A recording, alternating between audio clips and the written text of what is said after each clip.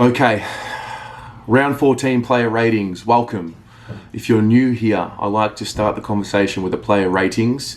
These are not official. These are not from the club. These are just an opinion. The idea is for me to start this conversation and give my initial player ratings, and then the idea is for you guys to finish the conversation in the comments. If there's some adjustments that need to be made, this is the platform to do it, in the comments below. I'll sort of go through each player one by one and sort of tell you what I saw and some notes that I took, and then you guys can finish the job. And it's a good exercise. I think it's the last piece in the therapy piece for us for this game. But this will sting because I'm still hurting because it's Collingwood and we need to be up and about for Collingwood. But let's move on. Let's start as the team was named. In the back line, Lockie, Plowman, Liam Jones and Williamson. Plowman, I thought, had one of his poorer games for the year. There's so many notes on him here. He was okay in the first quarter. He had that beautiful kick to Jack Noons inboard. I thought that was great. There's 1, 2, 3, 4, I think 5 times he was outmarked by Stevenson. 10 minutes 25 to go in the second. 3 minutes 29 to go in the second. There was a turnover kick to Pendlebury. 5 minutes 15 to go in the third. He was outmarked again. 3 minutes left in the third. Outmarked again. 14 minutes and 3 in the fourth. He gave away a terrible free kick to Stevenson in the fourth. 8 minutes 30 to go. It just wasn't his good. It wasn't a good day. It just wasn't. Now he's had a great season. He just hasn't had a good day yesterday. So there's that. Luke Hodge was making comments about him losing his starting position to Stevenson, and it happened a lot. He was out-positioned a lot and found on the end of the Stevenson lead a lot yesterday. So I said it in the review, Luke Hodge giving that feedback to me as a viewer is fantastic, but I need that feedback to be given to Lockie Plowman because it happened again and again and again. And, where's our backline coach to give him that advice and make that change? So anyway, that's that. I gave him a 3. I thought it was just a big loss on the day, a big L. So I gave him a 3.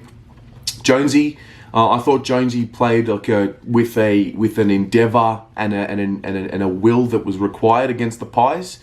He was outmarked early in the first, but he turned it around. Intercept mark, minute 45 to go in the first, but he did turn that ball over. He ended up having 7 in the first quarter, which probably goes to show you, how much ball was there in our defensive 50. Inspirational efforts, 3 of them in a row in that third quarter, which got me up and about. Cox gets a very unlucky mark. It just sort of falls in his lap. There was that ball that he touched on the line, which I thought was a great effort. Can't question his endeavour yesterday. He played on a guy that's as big as Cox is, and Cox is he just creates havoc just with his sheer size. Because on a lead, you got to body him up, but when you body him up, you see these fucking gangly arms moving around, and umpires, can get sucked in and all of that. But I didn't think Jones was poor yesterday. I thought he and Weeders were probably our best defenders on the day. Personally, that's how I saw it. It's hard to give positive scores after a poor second half, but I found a way to give Jones a 7. Yeah, I thought he was pretty good. Willow, I saw him on Josh Thomas at times early in the first. He was outmarked on a lead with 6 minutes to go. I thought he had an okay first half. He has a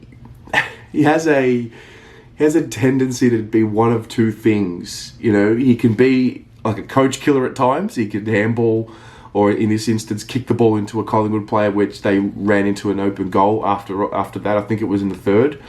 And then he can have these other moments where he's just so hard and aggressive, and the effort's there, and the endeavour is there, and he's sort of in between. So the way I do my ratings is I look at the player, his role, and his standing in the team, and then sort of base it off that out of 10. So it's very individualized. So one person getting a 7 compared to another person getting a 7 is two different things. I didn't give Tom Williamson a 7 for his game though. I found a way to give him just a pass mark. And it was like, that's okay. Like you're not the one that I'm expecting to win us the game. You're expected to fill a role.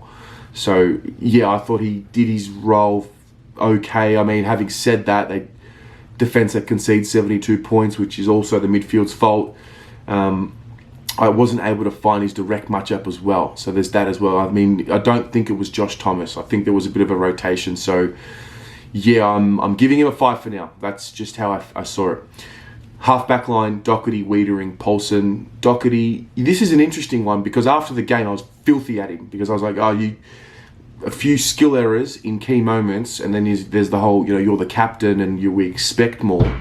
Then you go to his stats and you look at him and he's had 19 and he's gone at 90%, 89% efficiency. So the 2 or 3 disposals that were inefficient are the ones that have stuck in my memory, and they've tainted my ability to appreciate his game yesterday. I initially wrote down a 6 out of 10. That was just my gut feel for the game. But he's obviously had, he did a lot more than that. I think the expectation is there because it's Collingwood, build up, your captain, there's all of that. He's also, he's well and truly into the season now. So I think let me know what you think. I think the whole, but it's his first year back after the knee, that's starting to wear out a little bit because now he's played all year, which is actually, when the dust settles, we'll look back on that and we'll be really appreciative of that and grateful. He's played every game this year. That's such a great effort for him. I love him. Love Doherty. I think I'm going to give him a 7 because I think 6 is too harsh given what he did. And there's plenty of room for improvement for him. He's got to be better. He's got to be better in clutch moments. He and Cripps, the captains, they are the guys that are going to lead us forward. Not Murphy, not Simo, not Levi, not Cruiser, not Eddie Betts. It's Doherty and it's Cripps. So I judge them accordingly. So I'll give him a 6. But again, if you've got a case to make for Doherty to be higher or lower, please make it below. Wiedering, I thought he was fantastic in his role. He played on Darcy Cameron, who's not really that good, let's be honest. But end of the day, you've got to make sure he doesn't get off the leash. And Cameron's had one handball, he hasn't taken a mark. So from that point of view, I think Wiedering's absolutely done his job. There was a beautiful kick, I remember, in the third quarter with 6 minutes 10 to go out of a pressure situation. He had one of those iffy moments, which it's the second week in a row. Let's make a note of it. Last week was the first week I noticed it, the poor handball turnover goal. And then happened yesterday again. Poor handball turnover to Stevenson goal. Got to stamp it out, nip it in the bud right now. Don't let that habit come in. So there's that. I want to give him an 8. Yeah, I want to give him an 8. I just feel guilty for giving any player more than an 8 unless they really deserve it. Like, I'll get to Walsh. I thought he was our best player, but I'm so torn. You don't deserve an 8. None of you do. You fucking let me down. No, I will. I'll give him an 8 for now. It's penciled in. So before I confirm it, you guys can talk about that. But yeah, I did think he did his job really well because it was on the Cameron, and I thought he was good. Paulson, good to see him back in. Good to see him, earn his spot in. I thought his first quarter, I was like, oh my God, this is great. This is great. He had that good run and kick out of defence with 4 minutes to 53 to go in the first. He had this ability to use the pitter-patter step to buy himself some time, that extra second to decide what he wanted to do. And I thought it was impressive in that first quarter. And then, to be honest, I didn't notice him a lot in the second half. He drew that free kick in the second for goal. He went in low and hard, and he drew the free kick for high contact. There was a moment in the fourth, early in the fourth, like the first play of the fourth, 15 minutes 45 to go. There's a pretty good spoil on his man, really good effort there. What did we get from that position? Did we get a little bit more dash? Yeah. Was it significant? Not really for me. I didn't think we got significantly more out of that role than what we had already been getting from Samo, to be honest. That's just how I saw it. So I felt like it was a loss on the day, and I'm judging it very similar to how I judged Samo this year. You know, doesn't get a lot of the ball, not using it well anyway. I think Pulsar went at 50%, but nothing personal to the fella. You know, bless the work that he's put in to get himself back into position. He's changed his role. Full respect to him. I thought it was a loss on the day. I'm giving him a 4 for his game, but I got a lot of respect for the fact that he was able to earn a spot back in the side, and you know, fair play to him. So good luck, mate. Centerline, Walsh, Cripps, Murphy. Walsh, this kid, mate, this kid. They wanted to put him at the 7th spot. Gary Lyon, you absolute goofball. You goofball. After Rankine's first game, you wanted to do the draft again, did you guys? Did ya? You wanted to put Walsh 7th in the draft. Are you fucking mad? You pick Walsh 7 in that draft? Are you serious? Can you believe that these people get paid to give that opinion? Like, they actually earn really good money to sit on that couch and tell people that Walsh should have been taken at pick 7. Fuck up. Anyway, I thought Walsh was great. Why is it not getting spoken about? Why do we only hear about Walsh not doing good when he's had a few poor games early in the season? Where's the media coverage? Why has there been not one outlet that talks about the fact that he's in his 2nd year and he's in the leadership group? Why am I the only one talking about it? Why? Why am I the only person talking about it in terms of people that... the Prendercast talk about it as well. But why? Why mainstream media not talking about it? This kid's in his 2nd year, leadership group, goal in the first quarter, composed himself, 12 touches in the first half at 100%. His working tight is unreal. His ability to just get that ball out when he's got bodies on him is great. There was a moment, I think it might have been in the 3rd, we were in defensive 50, and he had like a guy on him, and that tackled him, and he was just able to get the handball out. And it kind of reminded me of Chris Judd. It was a big call, but it was a flashback, because Juddy wasn't the biggest bloke, but he was a strong bloke. And I think Walshy is similar in that trait, in that he's not big, but he's strong enough. And yeah, we've got a ripper there. I just hope that we don't let the losing habits creep into his game. But I thought he was fantastic. I personally thought he was our best player yesterday. And I gave him an 8 for his game. I'm wrapped with him. I'm stoked with him. I loved his game. I really did. Cripps, he had 3 handballs in the first quarter. He needed to lift and set the tone. I know that there was the hit on Main, which was all good, and, you know, physicality, but that needed to be done in the first quarter. But I don't want to sort of take away from that. He had 8.5 in the end. He's good in traffic. You know, he just needed to be freed up a little bit more. I don't know what the formula is. He took a strong mark in the 4th. 30 metres out, directly in front. It's our captain. It's our captain. I remember when Murphy was captain in 2013, and he was kicking those important goals, because that's what the Carlton Football Club captain needs to do.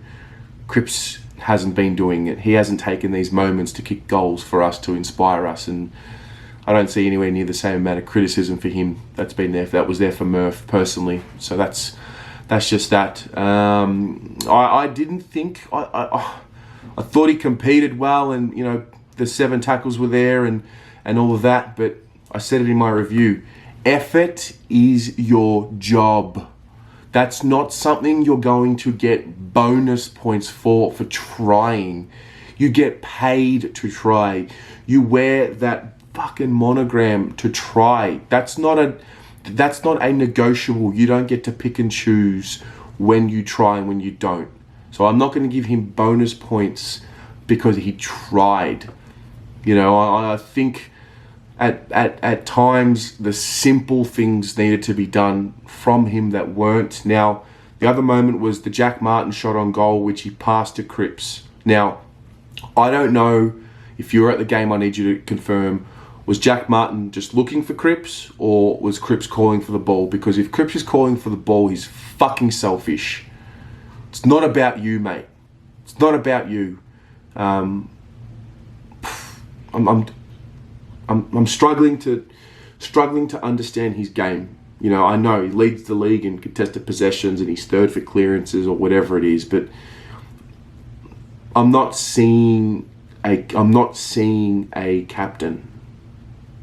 I'm seeing a good player with the captain tag. He's got some growth to do, and that's great. I'm actually excited for that because I think it's good. I think everyone thought he had peaked and he was at the peak of his powers and the peak of the AFL, but he wasn't. He's not. He's got some improvement to do. Pendlebury, look at him. Look at that guy. That's a captain. Joel Selwood, that's a captain.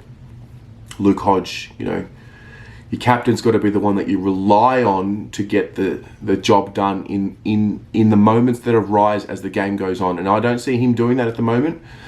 I can understand, and I want to acknowledge his partner Monique for talking about her battles that she has, and I thought that was very brave of her, and immediately that humanizes the situation, and it allows me to say, oh fuck, that's, it's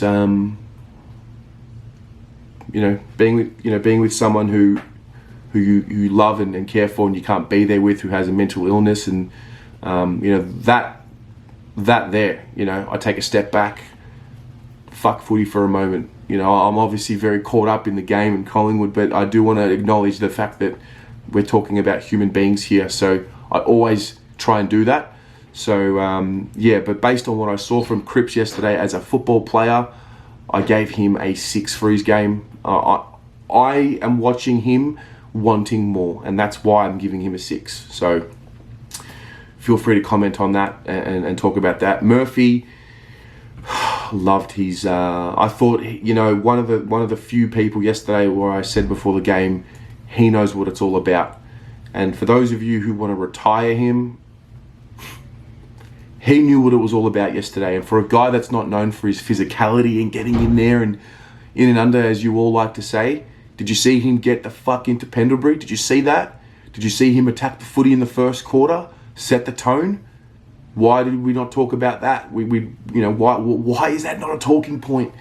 Why is that not a talking point? He made one mistake.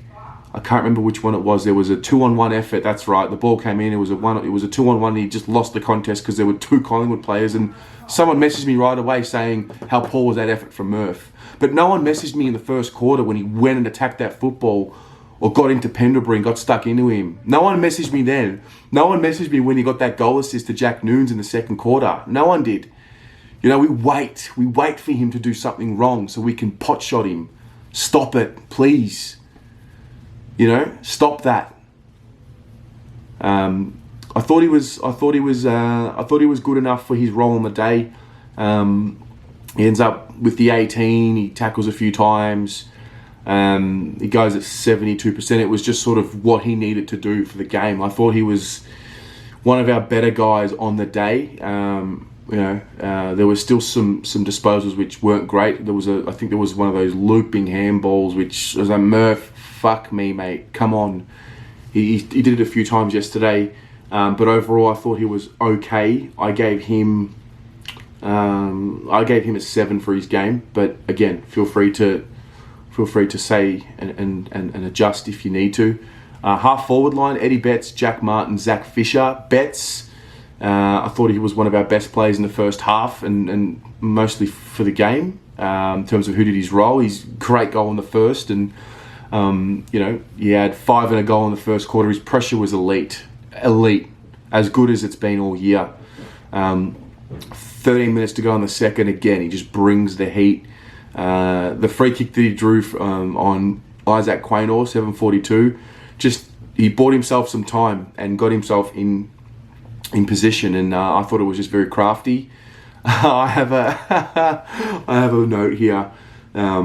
It says second goal, and then in capitals it says retire him now, dickheads. So, obviously love Eddie, but he misses the goal from the 50-metre penalty. I don't even think he made the distance. But look, end of the day, he's kicked 2 goals for the game. His pressure was right where he needed to be. That's his role. That's his standing in the team. What are we asking for? I talk about every week. He's probably going to get 10 or 11 touches and 1 or 2 shots on goal. He's had 11. He's taken 6 marks. He's had 4 shots on goal. He's kicked 2 goals too. So I thought Eddie was I thought Eddie was good. I did. I thought Eddie did his job. That's what he's in the side to do. And so for that reason, I'm giving him an 8 because that's what he's in the side to do, and he did it very well yesterday. So well done to Eddie. Jack Martin, he had a few almost moments in the first quarter. He got pinned in the first quarter. He fell over a couple of times. He fell over. There was a passage of play which was really impressive. He fell over in the second quarter with 13:50 to go, and then he sort of made up for it with a tackle, and he was rewarded with the free kick. He had 7 at the half. He was okay up until half time. Third quarter, 42 seconds to go. These are the moments I'm talking about with this club, this group. These winning moments that arise, and they're just not able to take them. He's had 3 touches in the second half, and he didn't have a good game. It's okay. Like some of them, quite a few of them, didn't have good games. I didn't think I find it really hard to give Martin a pass mark on his performance yesterday, probably because of how good he's been all year. And I think he's a lot better than what he showed yesterday. And in the second half, when the game was there to be won or lost, he has 3 in the second half. But, I struggled to give him a pass, so I gave him a 4. Zach Fisher, can I just say, hasn't had a bad game since he's been back in this side. He's quick hands in that first, the elite Candy goal in the second against the Flow, the great pressure on Darcy Moore's kicking, that was the thing as well. So we've asked him to play as a forward, and he was reluctant, and he's now taken the responsibility and taken it upon himself to accept the role. And what that comes with is the forward pressure, and the 7:22 to go in the second quarter at that mark, there was a kick in. Darcy Moore runs on, and Fisher's pressure to get onto that is what I want to see from him. I loved his game. I mean, I loved his pressure. I loved his ability to slip through a tackle and get the disposal out. He's got a little bit more size than him now, so he's able to have a bit more confidence in his body.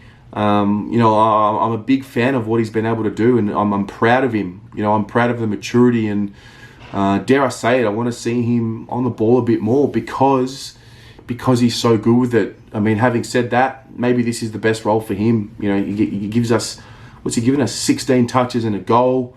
3 tackles.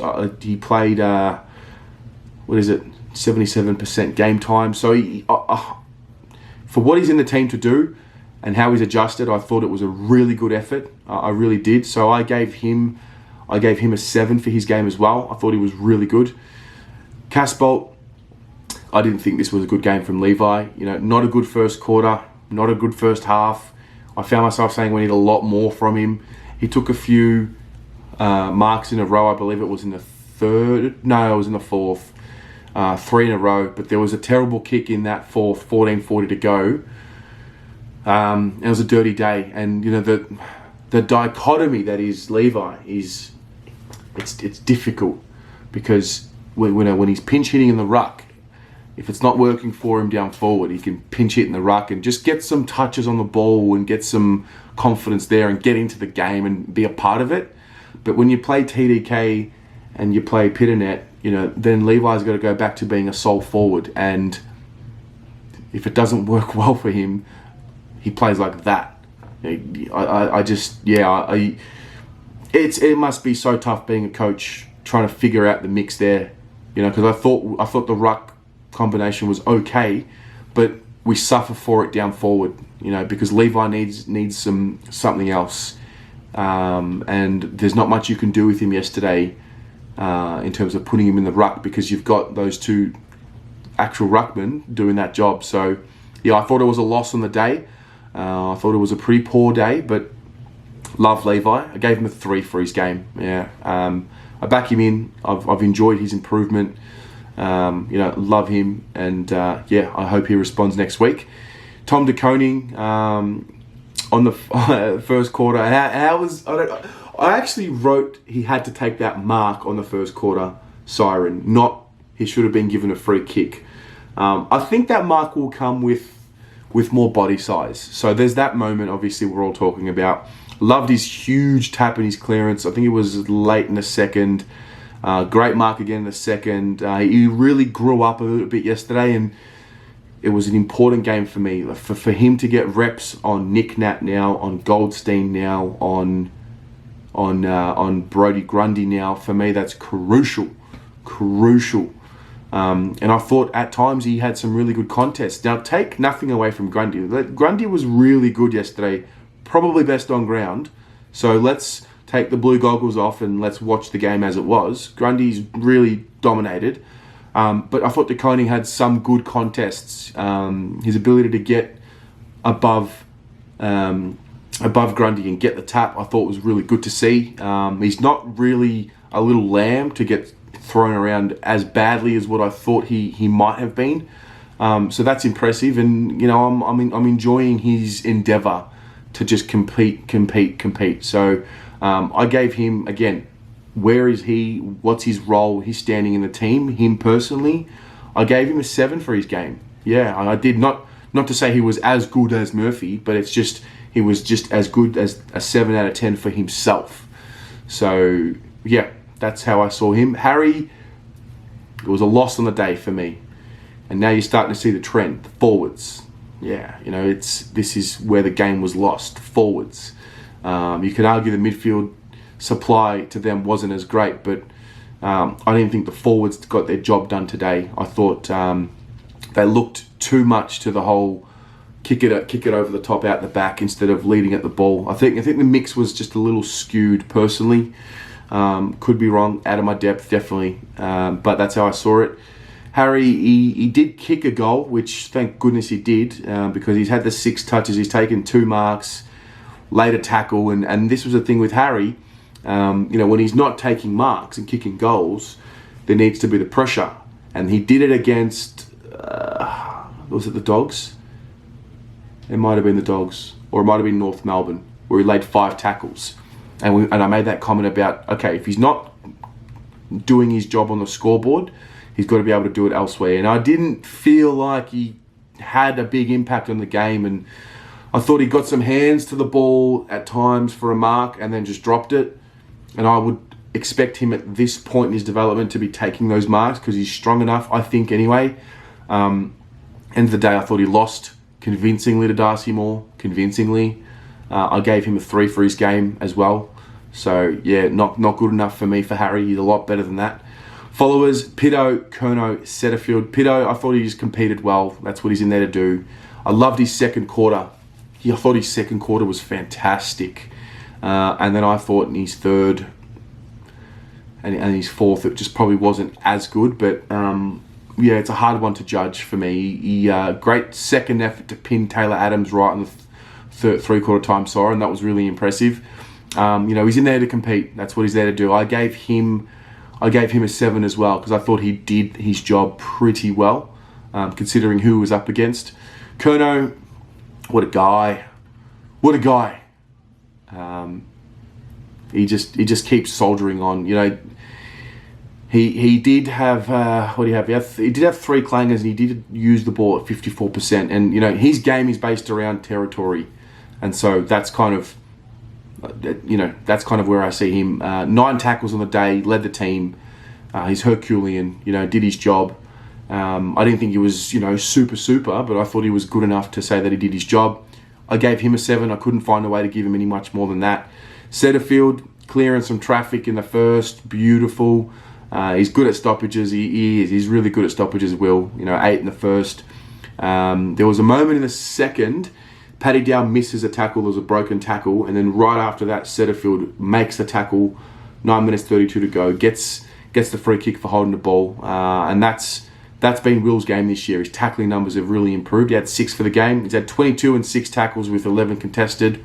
It's right where we want him to be for me. I think he's really building himself nicely for next year.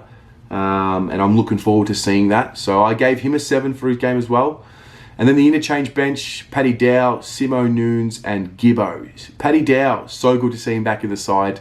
I thought he looked a lot more physical, and I was like, some of the contests that he went in for and really got in for, I was like, oh my God, what a relief. Okay, what a relief. He's got some real development there that's happened, and that was very important for me to see. He attacked the contest, as I said, much better. There was that broken tackle that I just mentioned that Setterfield made, and that's just one moment. That's got to be something he's got to make sure doesn't creep into his game, because that's the key for me. He's laid one for the game. That's the best way to keep yourself in the side. Tackle, bring the heat, bring the pressure. I know that he's a offensive player. He's kind of reminds me a bit of young Mark Murphy, in a sense, in terms of the attacking side of his game is the strength. I don't know if he's got as much class as what Murph did at his age, but look, it was a solid enough return. I would like to see him again one more time, and then we'll go from there and see how he goes. But I thought it was okay. I gave him a pass mark for his game. I thought he got his job done. But Simo, I thought he did his job as a Carlton man in this game. I thought he and Murph did their jobs as Carlton men to play the way that they needed to play against Collingwood. And, it's not on those two to win games anymore. It's not on them to win games anymore, but it's on them to bring what is required against Collingwood. And, he had 10 at the half. I think he might have had 20 for the game, 18 for the game. He's not a offensive guy for us anymore, but I thought he just really lifted, and I loved him. I loved his game. I loved his endeavour. It's a shame that the guys around him and Murph haven't been able to improve on their ability to be composed under pressure, and that's tough to see, but I can't complain much about Simo. I gave him a 7 for his game. Jackie Noons, love him. Couldn't say a bad word about his game yesterday. 15 touches, 7 marks. Kicks himself a goal again. Another one. I think that takes his running tally to 11 or 12 for the season. That's unbelievable. He'd be second in our goal kicking. So I thought he did really well. I gave him a 7. And then Gibbons, he was crafty. Where are we? Gibbons. He had the 14 touches and he sort of missed that shot on goal. I thought his first half he left a lot to be desired. I thought he needed to get better in the second half, and then I thought he was better in the second half.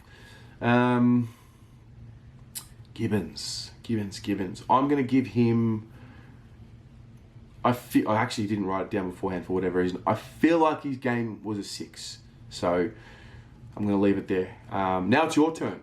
Leave some comments. Let me know what you thought. Any adjustments to be made. What I'll do is I'll wait 24 hours. I'll read your comments, and then I'll update the spreadsheet tomorrow, and then we'll go from there. But that's the end of it right there. It's been a good therapy session. I'm still hurting. Collingwood is a different beast. It's not any game. It's Collingwood. So with that build-up comes disappointment if you lose. So there's that. But we've got to move on. Thanks for being a part of it. Thank you all so much for, helping the channel grow. You're all fantastic. I can't wait to have these conversations with you in the comments. And we move forward. Peace out. Go the Mighty Blues.